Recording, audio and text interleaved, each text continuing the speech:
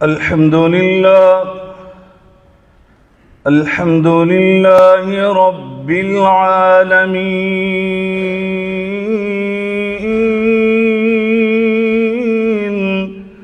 والعاقبة للمتقين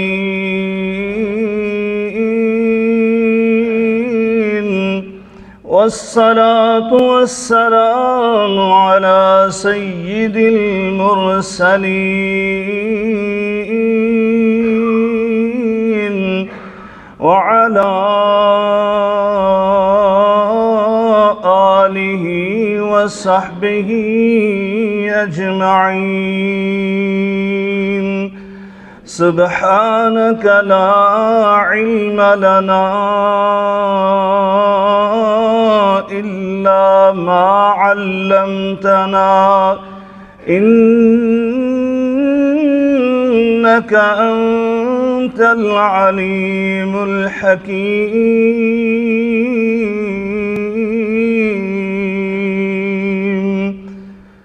أما بعد فأعوذ بالله السميع العليم من الشيطان الرجيم بسم الله الرحمن الرحيم شهد الله أنه لا إله إلا هو والملائكة وأولو العلم قائما بالقسط لا إله إلا هو العزيز الحكيم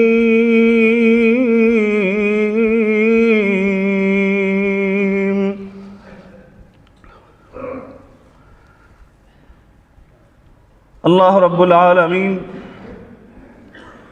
یہ گواہی دیتے ہیں کہ اس کے سوا کوئی الہ معبود برحق نہیں ہے، اور یہی گواہی اس کے ملائکہ اور اہل علم بھی دیتے ہیں۔ قائما بالقسط، اللہ احکم الحاکمین اس کائنات کا نظام عدل و انصاف کے ساتھ چلا رہا ہے۔ هو العزیز الحکیم، اور اس نظام کو چلانے میں وہ غالب بھی ہیں اور حکمت۔ اللہ تعالی اپنے بندوں کو عدل و انصاف کرنے کا حکم دیتا ہے، کیونکہ وہ خود عادل ہے، عدل کرنے والا ہے، اور وہ اپنے بندوں سے بھی یہی تقاضا کرتا ہے کہ میرے بندو، میں کسی پر ظلم و ستم نہیں کرتا، بلکہ حدیث قدسی ہے انی حرمت الظلم علی نفسی، میں نے ظلم کو اپنے اوپر حرام قرار دیا ہے۔ اور قرآن مجید فرقان حمید میں اللہ رب العالمین اسی بات کو مختلف اسلوب کے ساتھ بیان کرتا ہے، وما ربک بظلام للعبید، آپ کا رب بندوں پر ظلم نہیں کرتا، اور میں ولا یظلم ربک احدا، بندے تو کیا اللہ تعالیٰ تو کسی ایک پر بھی ظلم نہیں کرتا، بلکہ فرمایا ان اللہ لا یظلم مثقال ذرہ، اللہ تعالیٰ کسی پر ایک ذرہ برابر بھی ظلم نہیں کرتا۔ ان اللہ لا یظلم الناس شیئا، اللہ تعالیٰ انسانوں پر ظلم نہیں کرتا، ولیکن الناس انفسهم یظلمون، یہ لوگ ہی ہیں جو اپنے اوپر ظلم کرتے ہیں، کیونکہ اللہ تو وہ اللہ ہے جو اپنے بارے میں یہ ارشاد فرماتا ہے وَتَمَّتْ كَلِمَةُ رَبِّكَ صِدْقًا وَعَدْلًا، آپ کے رب کے احکامات، آپ کے رب کی تعلیمات، آپ کے رب کے افعال آپ کے رب کے اقوال یعنی اللہ تعالیٰ کا ہر کام اس کے اندر دو بنیادی خوبیاں ہوتی ہیں۔ پہلی خوبی صدقہ، اللہ تعالیٰ کے ہر بات میں، ہر کلمے میں، ہر لفظ میں، ہر حکم میں اللہ تعالیٰ کے وہ سچائی پر مبنی ہوتا ہے۔ پہلی صفت یہ ہے، اس لیے فرمایا وَمَنْ أَصْدَقُ مِنَ اللَّهِ حَدِيثًا وَمَنْ أَصْدَقُ مِنَ اللَّهِ قِيلًا، اللہ سے زیادہ سچی بات کس کی ہو سکتی ہے؟ فرمایا دوسری خوبی عدلہ، اللہ کا ہر معاملہ، اللہ کا ہر فیصلہ، اللہ کا ہر حکم اور ہر قانون، اس کی دوسری بنیادی صفت یہ ہوتی ہے کہ وہ عدل و انصاف پر مبنی ہوتا ہے۔ اس لیے اللہ رب العالمین اپنے بندوں سے بھی یہی تقاضا کرتا ہے، یہ اس کے عدل کا مظاہرہ ہے کہ اللہ تبارک و تعالی جو بھی کام کرتا ہے، چاہے وہ انسان کو سمجھ آئے یا نہ آئے، انسان کسی مصیبت میں گرفتار ہو، کسی مشکل کا سامنا ہو، انسان پر کسی طرح کا بھی معاملہ مشکل ترین آ جائے، چاہے وہ آندھیاں ہوں، طوفان ہوں، زلزلے ہوں، چاہے سیلاب ہوں، چاہے دشمنوں کے ساتھ مٹ بھیڑ ہو جائے اور وہ دشمن ان پر ظلم و ستم کرے، وہ بھی حکمت اور اللہ کے عدل کے گرد گھومتا ہے جو بھی مصیبت پہنچتی ہے۔ اس لیے اللہ تعالیٰ فرماتے ہیں وَعَسَىٰ أَن تُكْرِهُوا شَيْئًا وَهُوَ خَيْرٌ لَكُمْ، ممکن ہے تمہیں وہ معاملہ سمجھ نہیں آتا، تم اس کو ناپسند کرتے ہو، لیکن وہ تمہارے لیے در حقیقت بہتر ہو، وہ تمہارے لیے اچھا ہو۔ اس لیے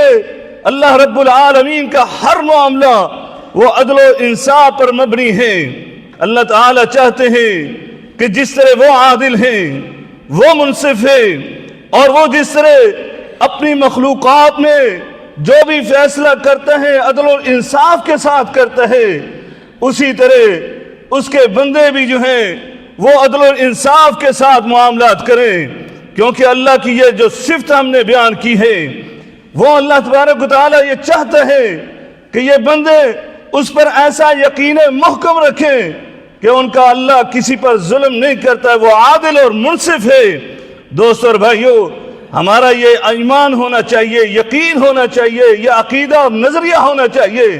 کہ اللہ عادل اور منصف ہے۔ کیوں؟ اللہ رب العالمین فرماتے ہیں وَمَنْ أَحْسَنُ مِنَ اللَّهِ حُكْمًا، اللہ سے بہترین فیصلہ کوئی نہیں کرنے والا، لِقَوْمٍ يُوقِنُونَ، لیکن یہ نظریہ، یہ عقیدہ، یہ سوچ اور فکر صرف یقین رکھنے والوں کی ہو سکتی ہے جو اللہ پر ایمان اور یقین رکھتے ہیں۔ اور اس کائنات میں سب سے زیادہ یقین محکم وہ سردار ولد آدم کا تھا، اس لیے وہ اپنی دعاؤں میں اس بات کا اعلان کیا کرتے، وہ اپنی امت کے لوگوں کو، مصیبت زدوں کو ایک دعا سکھلایا کرتے، اور اس میں یہ کلمات ہوتے عدل فی قضاؤک، اے میرے رب تو نے مجھے مکے میں آزمایا، تو نے مجھے شیب ابی طالب میں آزمایا، تو نے مجھے طائف میں آزمایا، تو نے مجھے احد میں آزمایا، تو نے مجھے حنین میں آزمایا، اے میرے رب تو نے میری رفیقہ حیات کو میری زندگی میں مجھ سے جدا کیا، اے میرے اللہ تو نے میری بیٹیوں کو میری زندگی میں فوت کیا، اے اللہ بلکہ میرا لخت جگر میرے ہاتھوں پر ابراہیم فوت ہوا، اے میرے مولا تب بھی میں یہی کہوں گا عدل فی قضاؤک، میں تیری حکمت کو سمجھتا ہوں، میں تیری رحمت کو جانتا ہوں کہ تیرا جو بھی میرے بارے میں فیصلہ ہے وہ عدل پر مبنی ہے۔ دوستو اور بھائیو، یقین رکھنے والے، اللہ پر ایمان رکھنے والے، ان کا یہ عقیدہ ہوتا ہے۔ اس لیے میرے آقا کے محبوب صحابی سیدنا معاذ ابن جبل رضی اللہ تعالی عنہ، وہ کسی بھی مجلس میں بیٹھتے، جب بھی اللہ کو یاد کرتے تو ان کی زبان سے یہ کلمات ضرور نکلتے، اللہ حکم، اللہ حکم قسط، فرمایا وہ اللہ بہترین فیصلہ کرنے والا، سراپا عدل و انصاف ہے۔ فرمایا ہلک المرتابون، اور جو اللہ کے عدل و انصاف پر شک رکھتے ہیں فرمایا وہی تو تباہ و برباد ہو گئے۔ دوستو اور بھائیو، اس لیے اللہ رب العالمین چاہتا ہے کہ میرے بندے بھی آپس کے معاملات میں، چاہے وہ کاروباری معاملات ہوں، چاہے وہ لین دین کے معاملات ہوں، چاہے وہ مالی معاملات ہوں، چاہے وہ اخلاقی معاملات ہوں، چاہے وہ معاشرتی معاملات ہوں، چاہے میاں بیوی کے تعلقات ہوں، چاہے اولاد کے حقوق ہوں، چاہے والدین کے حقوق ہوں، فرمایا ہر معاملے میں یہ بندہ مومن کو اللہ کی اس صفت کو اپنانا چاہیے۔ کیوں؟ فرمایا اللہ تبارک و تعالیٰ تمہیں یہی حکم دیتا ہے، ان اللہ یأمر بالعدل، ان اللہ یأمر بالعدل والاحسان وایتاء ذی القربى وینہی عن الفحشاء والمنکر والبغی یعظکم لعلکم تذکرون۔ اللہ تعالیٰ تمہیں عدل کا حکم دیتا ہے، بلکہ عدل سے بھی بڑھ کر ایک اور چیز کا کہ احسان کا حکم دیتا ہے۔ اللہ تعالیٰ تمہیں بغاوت سے، زیادتی سے، ظلم سے منع کرتا ہے، بلکہ فرمایا وہ اللہ تو ایسا عادل ہے، وہ اپنے بندوں کو کہتا ہے یہ تمہارے قریبی، یہ تمہارے عزیز و اقارب، یہ تمہارے دوست و احباب، یہ تو تمہارے اپنے ہیں، بلکہ وہ فرماتا ہے تمہارا عدل و انصاف تو ایسا ہونا چاہیے کہ اگر کسی کے ساتھ تمہاری دشمنی ہے، عداوت ہے، کسی کے ساتھ تمہارا معاملہ لڑائی کا چل رہا ہے، تو اس معاملے میں بھی میرا اللہ کہتے ہیں اپنے مومن بندوں کو کہ تم نے عدل و انصاف کا دامن نہیں چھوڑنا۔ یا ایھا الذین آمنوا کونوا قوامین للہ بالقسط، للہ شہداء بالقسط ولا یجرمنکم شنآن قوم علی الا تعدلوا اعدلوا هو اقرب للتقوی۔ فرمایا اللہ رب العالمین کہتے ہیں اے میرے مومن بندو، کونوا قوامین، کونوا قوامین للہ شہداء بالقسط، تم اپنے رب کے لیے انصاف پر قائم ہو جاؤ، انصاف پر ڈٹ جاؤ۔ فرمایا ولا یجرمنکم شنآن قوم علی الا تعدلوا، فرمایا کسی قوم کی عداوت، کسی قوم کی دشمنی، کسی قوم کے ساتھ تمہارا نفرت امیز رویہ تمہیں اس بات پر آمادہ نہ کرے کہ تم نا انصافی کرو، بلکہ فرمایا اعدلوا، مومن ہو، اللہ کے بندے ہو تو اعدلوا، اگر وہ تمہارا دشمن بھی ہے تو فرمایا عدل و انصاف کے ساتھ معاملہ کرنا۔ فرمایا کیوں؟ ان اکرمکم عند اللہ اتقاکم، کیونکہ یہ عدل و انصاف ہوا اقرب للتقوی، یہ تقوی کے قریب ہے، اور تمہیں پتہ ہے اللہ کے نزدیک معزز وہی ہے جو تقوی والا ہے، جو صاحب تقوی ہے وہی اللہ کے ہاں معزز اور مکرم ہے۔ لہذا دوستو، اللہ تبارک و تعالیٰ تم سے یہ چاہتے کہ کہیں اس دن جب میزان انصاف کا ترازو لگ جائے، اس دن پھر اللہ کا انصاف ہوگا، تم اس دنیا میں عدل و انصاف کر کے میرے پاس آنا۔ میرے آقا علیہ السلام نے اس لیے فرمایا تھا من کانت لہ مظلمۃ لاخیہ من عرضہ او شیء، اگر کسی بھائی نے کسی بھائی پر ظلم و زیادتی کی ہے فلیتحللہ منہ اليوم، فرمایا آج کے دن اس دنیا میں اس سے معافی تلافی کروا لو۔ فرمایا قبل اللہ تکون درہم ولا دینار ولا درہم، فرمایا قبل اس کے کہ درہم و دینار ختم ہو جائیں، اور پھر معاملہ یہ ہوگا ان کان لہ عمل صالح، اگر اس نے نیکیاں کر کے اللہ کے پاس پہنچا ہے اور ادھر سے مظلوم بھی آ گیا، فرمایا اخذ منہ بقدر مظلمتہ، اللہ تعالیٰ اس کی نیکیوں سے اس مظلوم پر ظلم کیے جانے کے مقدار اس کی نیکیاں لے کر اس کے کھاتے میں ڈال دے گا۔ فرمایا وَإِن لَمْ تَكُنْ لَهُ حَسَنَاتٌ، اگر اس کی نیکیاں نہیں ہوں گی، فرمایا اخذ من سیئات صاحبہ، جس پر اس نے ظلم کیا ہے اس کی برائیاں لے کر اس کے نام اعمال میں داخل کر دی جائیں گی، فحمل علیہ، اس پر وہ ڈال کر اس کو جہنم کا ایندھن بنا دیا جائے گا۔ لہذا دوستو، اللہ چاہتے ہیں کہ اس سے پہلے تم اپنے آپ آپس میں جو معاملات کرو عدل و انصاف پر مبنی ہونے چاہیے۔ لہذا اللہ تعالیٰ فرماتے ہیں ہم نے اس کائنات میں انبیاء کو بھیجا، وَأَنزَلْنَا مَعَهُمُ الْكِتَابَ، ہم نے ان کو کتابیں بھی عطا کی، وَالْمِيزَانَ، اور پھر ہم نے انصاف کا ترازو بھی اتارا، لِيَقُومَ النَّاسُ بِالْقِسْطِ، تاکہ لوگ جو ہیں عدل و انصاف کے ساتھ اس دنیا میں قائم اور دائم رہیں۔ اللہ تعالیٰ سے دعا ہے اللہ تعالیٰ ہمیں اپنے عدل و انصاف پر ایمان رکھنے کی اور آپس کے معاملات میں عدل و انصاف پیدا کرنے کی توفیق عنایت فرمائے۔ وآخر دعوانا الحمدللہ رب العالمین۔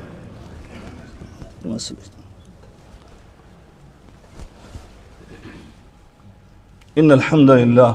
وحدہ لا شریک لہ واشہد ان محمدا عبدہ ورسولہ۔ دوستو اور بھائیو، اسراء و معراج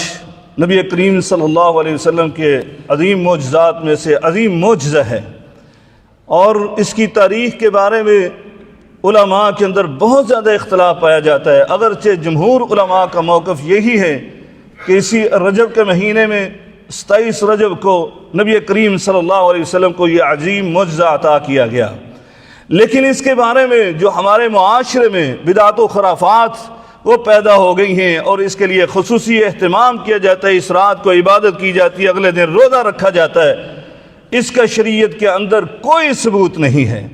نبی کریم صلی اللہ علیہ وسلم نے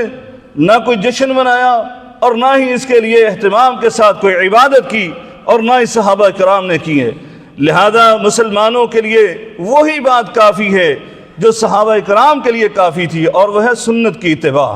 نبی کریم صلی اللہ علیہ وسلم کی پیروی۔ لہذا ہمیں ہر معاملے میں، خصوصاً عبادات کے معاملے میں، نبی کریم صلی اللہ علیہ وسلم کے اسوے کو اپنانا چاہیے۔ اللہ تبارک و تعالیٰ سے دعا ہے کہ اللہ تعالیٰ ہم سب کو اس پر صحیح معنوں میں نبی کریم صلی اللہ علیہ وسلم کی اتباع کرنے کی توفیق عطا فرمائے۔ ان اللہ وملائکتہ یصلون علی النبی یا ایھا الذین آمنوا صلوا علیہ وسلموا تسلیما۔ اللهم صل على محمد وعلى آل محمد كما صليت على إبراهيم وعلى آل إبراهيم إنك حميد مجيد۔ اللهم بارك على محمد وعلى آل محمد كما باركت على إبراهيم وعلى آل إبراهيم إنك حميد مجيد۔ اللهم أعز الإسلام والمسلمين وأذل الشرك والمشركين ودمر على أعداء الدين يا حي يا قيوم برحمتك نستغيث۔ ربنا اغفر لنا ولإخواننا الذين سبقونا بالإيمان ولا تجعل في قلوبنا غلا للذين آمنوا ربنا إنك رؤوف رحيم۔ ربنا آتنا في الدنيا حسنة وفي الآخرة حسنة وقنا عذاب النار۔ ربنا تقبل منا إنك أنت السميع العليم وتب علينا إنك أنت التواب الرحيم۔ وصلى الله تعالى على خير خلق محمد وعلى آله وصحبه أجمعين برحمتك يا أرحم الراحمين۔